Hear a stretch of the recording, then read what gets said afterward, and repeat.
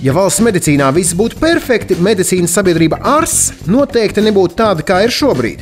Latvijā viena no lielākajām privātajām ārstniecības iestādēm. ARS ir tāda liela poliklīnika, tādā ideālā variantā. Māra Andersona vadībā ARS attīstījies pārliecinoši un beidzot sācis realizēt arī sen loloto sapni par pirmās privātās daudzprofilu slimnīcas izveidu Latvijā. Paši vien uz jauniem izaicinājumiem uzprasāmies, atzīst Andersons.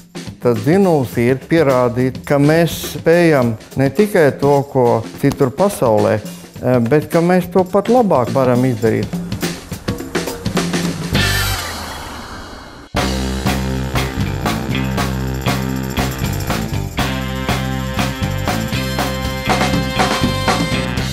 Pār medicīnas sabiedrības ARS slieksni Rīgas pašā centrā ikdienu kājas par simtiem ļaužu.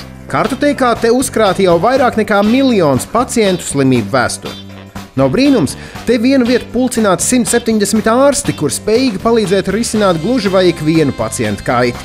Bet, ja vajag, ārsti var doties arī pie cilvēku uz mājām. ARSam ir arī pašam savs ātrās palīdzības dienests, vienīgais privātais Latvijā.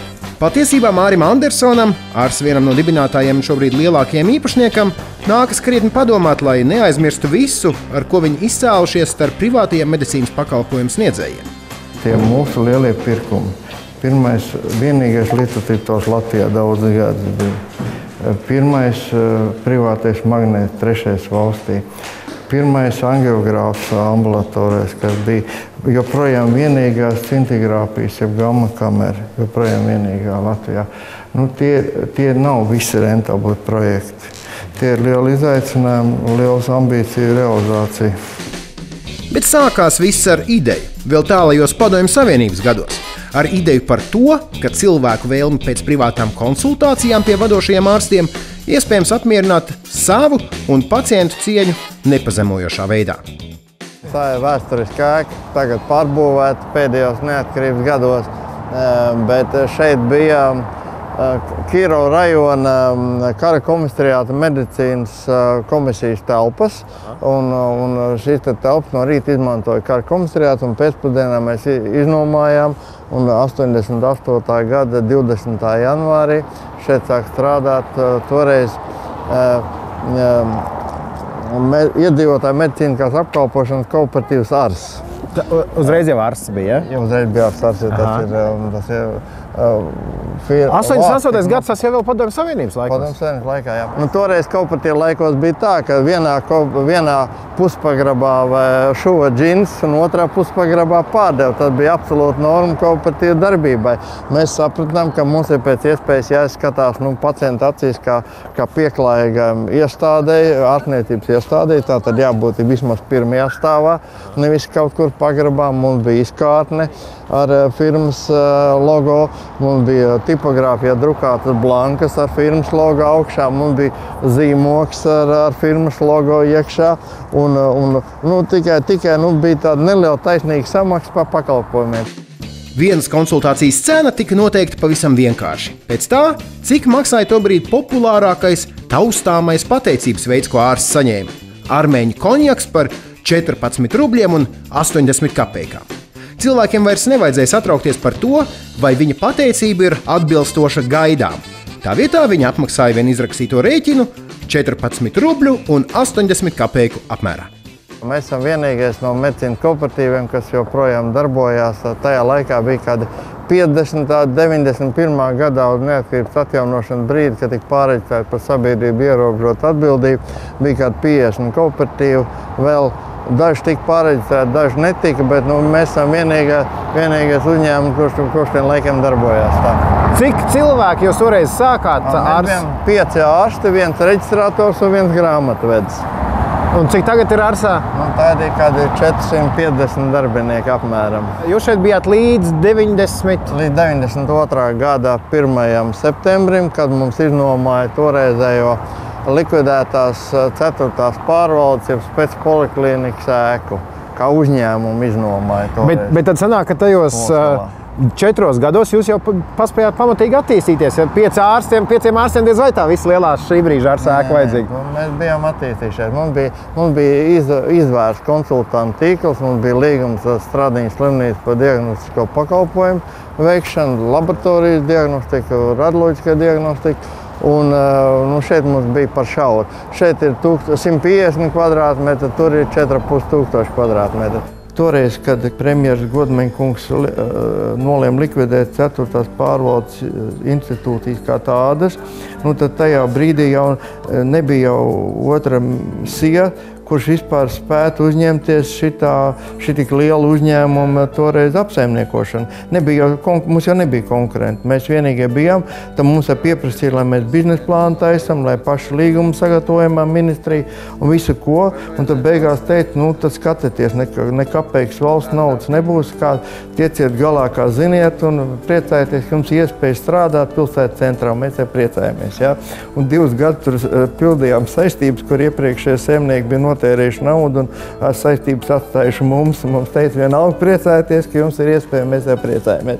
Tobrīd bija, varētu teikt tā, ka bija milzu lauki brīvi darbībai privātajā variantā. Cik tikai bija dušas un drosmes, izaicinājumi bija milzīgi.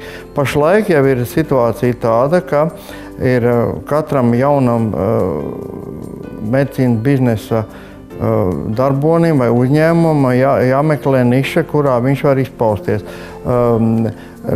Tā skaitā mūsu jaunajiem pasākumiem. Tagad jau rūpīgāk jāizvērtē. Tad bija piemēram, vairāk vēstures tādi lieli izaicinājumi, kurus mēs pieņēmām paši, pareizi sakot, viņus atradām.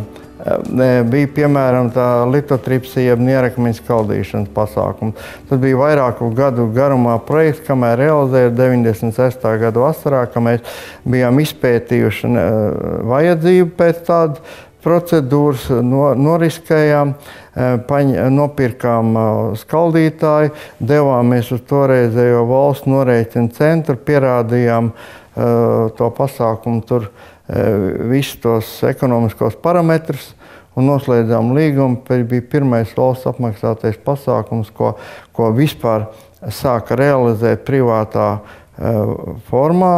Tas bija mūsu firma, kas sāka nodarboties ar nierakmeņa skaldīšanu, pie tam noslēdzot līgumu, respektīvi ar valsts finansējumu. To mēs joprojām turpinām darīt. Māris Andersons ārstu vidē savu vārdu izcīnīja kā Stradiņas slimnīcas pulmonologs, jeb plaušu slimību speciālists. Ārsta praksi un biznesa vadību viņš apvienoja vien pirmos 4 ārsta darbības gadus, bet līdz ar pārcelšanos uz jaunajām telpām Skolas ielā un uzņēmuma darbības paplašināšanos pievērsās vairs tikai uzņēmuma vadībai. Šobrīd Māris sevi uzskata par uzņēmēju ar ārsta asinīm. Medicīna ir tāpat biznesa nozara, tikai savu specifiku, protams. Mēs tā nemīlam runāt to, bet tā tas ir. Bet vispār esmu pēc pārliecības ārsts un uzskatu, ka nodarboties vajag vispirms ar to, kas tev patīk, kas tev aizrauj un ko tu arī cik necik pieproti. Kas ir tas līdzīgais ārsta profesijā un vadot uzņēmumu? Ir tāda lieta, ko sauc par ārsta intuīciju, ko labiem ārstiem piemīt, un vispār tā ir tāda lieta, kas ir nepieciešama kā ārsta darbā, tā biznesā. Bez tam gan ārsta, gan uzņēmēja darbā neatņemama sastāvdaļa ir riska uzņemšanās, kas vismaz Māra gadījumā apstiprinājies par visiem 100%. Bez riska nesot bijis iedomājams viņa kā ārsta darbs, un arī uzņēmēja ādā Māris būtu bijis slikts vadītājs, ja nespētu uzņemties zināmu risku. Taču tam norūdījuši tieši ārsta virsvārcī pavadītie gadi. Mums ir, kā lai saka, Dieva tā kunga novirzīta nepieciešamība, gluži lemt citu cilvēku likteņus, bet centies izvēlēties. Tas ir mūsu prakse, kāpēc, kā es tur, teiksim, apgalvoju saviem darbiniekiem, ka viņi jautāja, kad nezinu, pa ko balsot vēlēšanās. Es teicu, pa mazāko ļaunumu. Tā kā mūsu profesijā tas ir pieņemts. Ja? Mums jau ļoti reti, kad nākās, mēs jau nekad neizvēlamies kaut kādu sliktu variantu pacientam, ja? Bet mums ir parasta situācija tāda, ka ārstam jāizvēl mazāko ļaunumu pacientam. To, ka kaut kāds ļaunums būs tā vai tā, vai no to zāļu blakus iedarbībai, vai pēcoperācijas kaut kādas komplikācijas jau prognozējams, vai vēl kas cits, tas ir tāpat skaidrs. Ja? Un tā kā mums ir jāizvēlās mazāko ļaunumu pacientam, jāpārliecina viņu par to, lai viņš tam piekrīt visam.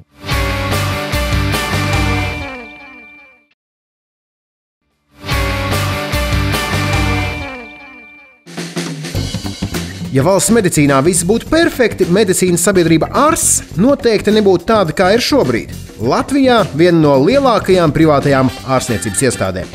ARS ir tāda liela poliklinika, tādā ideālā variantā. Māra Andersona vadībā ARS attīstījies pārliecinoši un beidzot sācis realizēt arī sen loloto sapni par pirmās privātās daudzprofilu slimnīcas izveidu Latvijā. Paši vien uz jauniem izaicinājumiem uzprasāmies, atzīst Andersons. Tas dzinums ir pierādīt, ka mēs spējam ne tikai to, ko citur pasaulē, bet ka mēs to pat labāk varam izdarīt.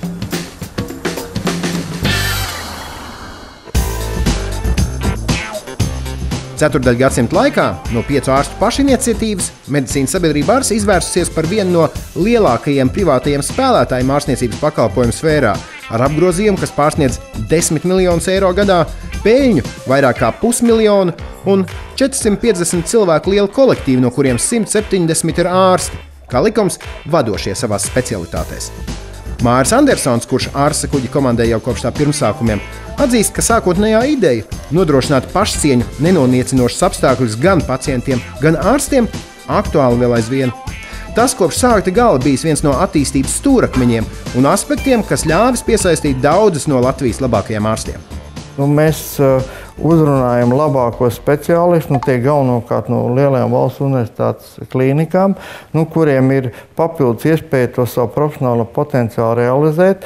Un mēs tā sakot, iekārtas un komplektāciju un programmatūru izvēlamies vadoties no to vadošo speciālistu ieteikumiem, un līdz ar to mēs viņiem nodrošinām optimālu darba apstākļus, kāpēc viņi vispār nāk strādāt uz mūsu klīniku. Teiksim, viens ir tāda nepieciešamība, lai pilnīgāk realizēt to savu profesionālo potenciālu, otrs iespējas ir tādos apstākļos, kādi viņam liekas optimāli. Ja?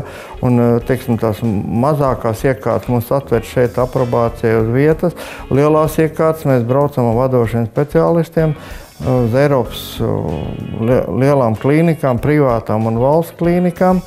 Tā arī tā skaitā iespējas salīdzināt dažādu menedžmentu modeļus un tā.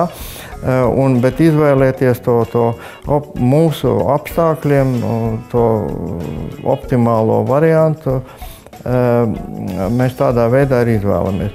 Tā ir zinām māksla piesaistīt vadošos speciālistus. Tas ir ne tikai honorārs. Es pat teiktu, ka honorārs nav galvenais. Galvenais ir attieksme pret tiem, pret korifejiem, pret vadošiem ārstiem. Viņiem darba apstākļi, kāds viņiem tiek nodrošināti optimāli un vispār. Tā ir cieņa pret darbiniekiem, pret vadošiem speciālistiem. Citādā gadījumā ir starpība, vai cilvēks nāk strādāt tāpēc, ka viņš te jūtās gaidīts, aicināts, un viņam ir pilnvērtīgas iespējas izpausties, vai viņš ir spiests kaut kur skraidīt apkārt, lai piepelnītos. Būtu starpība.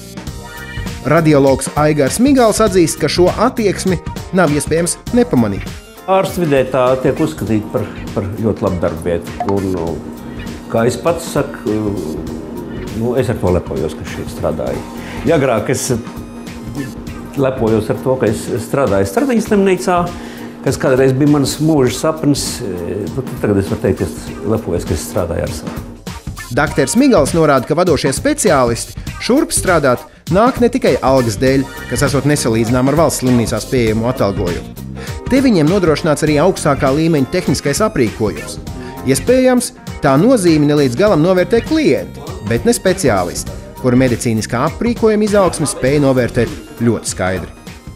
Tad, kad 76. gadā es beidzu Rīgas medicīnas institūtu, tad es arī izvēlējos tādu nozari, ko sauc par neiroradioloģiju, kas nodarbojās ar dažādu nervu slimību diagnostiku. Un, tās metodas, kas toreiz bija mūsu rīcībā, bija diezgan briesmīgas. Ja tagad kāds cilvēks iznāk no magnēta ārā, arī varbūt nav īsti patīkami tajā 60 vai 70 centimetru platajā caurulē gulēt 20 minūtes, teiksim, visi tie trokšņi, un tad viņi nāk ārā un saka, dakteri, tas gan bija kaut kas briesmīgs, neko tik briesmīgas savā mūžā neesmu pieredzējis. Un tad es viņam tā diezgan krāšņi aprakstu tās metodas, kas bija mūsu rīcībā 70. gados. Un tad es teicu, un tad salīdzinot ar to šī ir tīrā izklaidēšanās. Tās metodas bija tādas, par kuru viduslaika inkvizītori mūs varētu apskaust.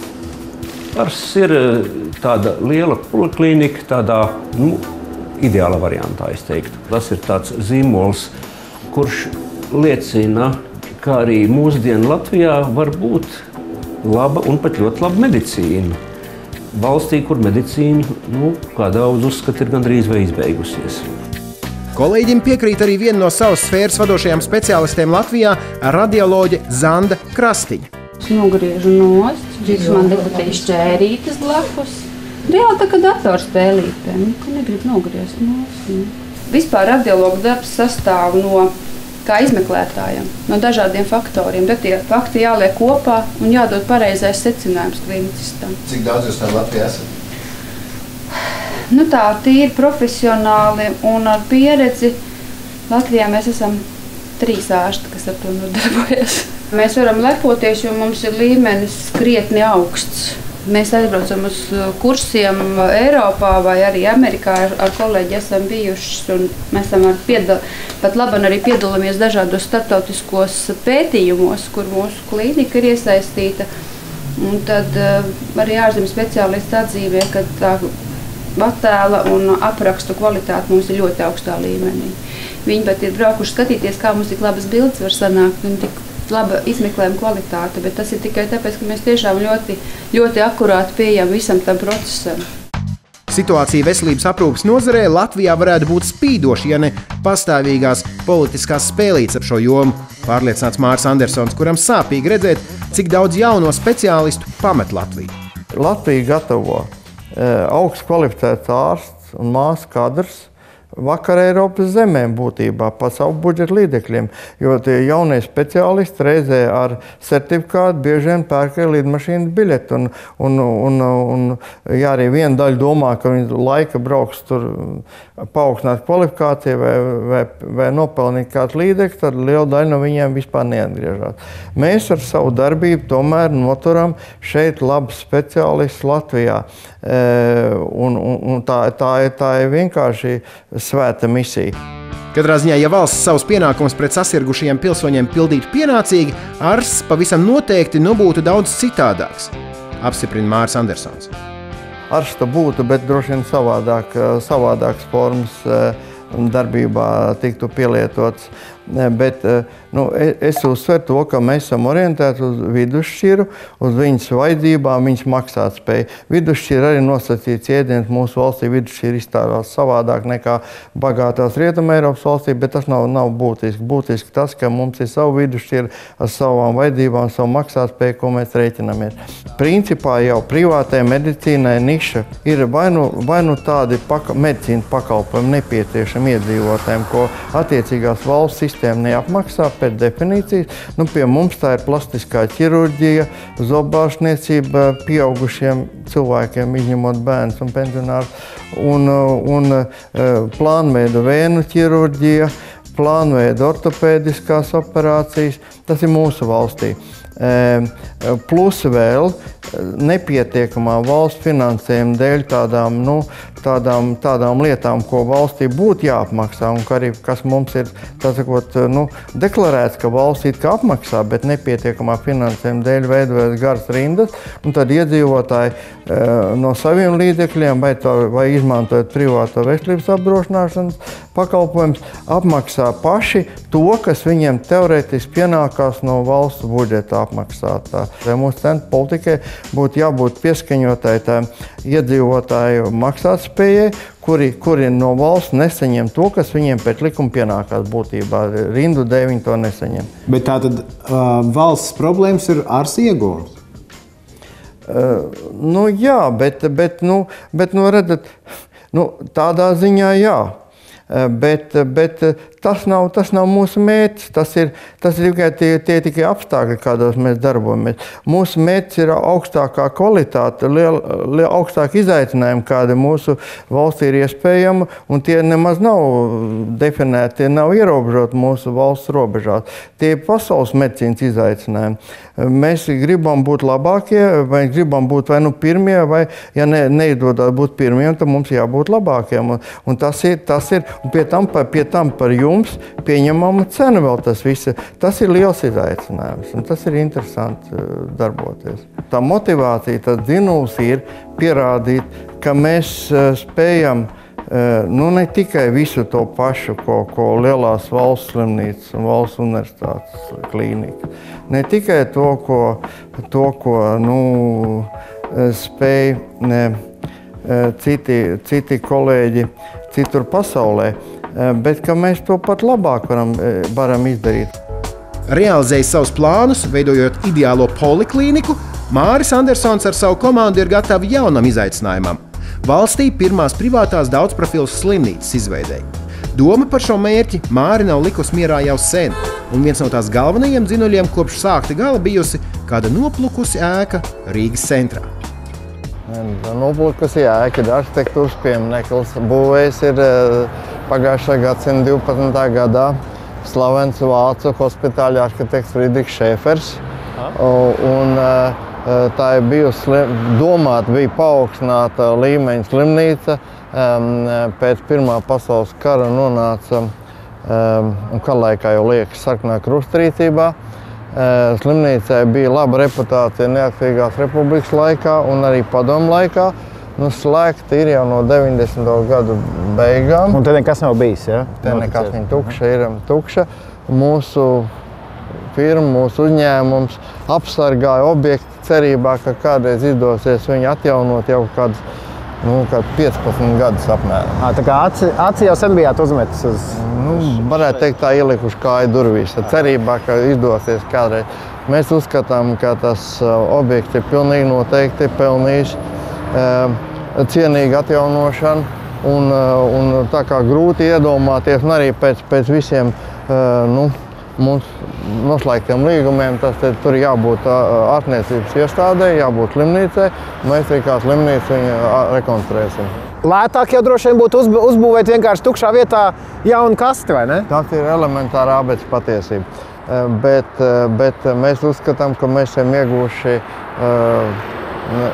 nevis vienkārši arhitektūras pieminekli, bet klīnika ar pievienoto vērtību, kuru mums ir jāpievieno savas kvalitātes. Mums šeit būs pirmā privātā daudzprofilu klīnika. Mēs atzīstam dažus mūsu kolēģi konkurentu veiksmīgas ieceres, bet tā ir visi tādi vienprofilu veidojumi, gan plastiskās ķirurģijas, gan vēnu ķirurģijas, gan ortopēdijas jomā.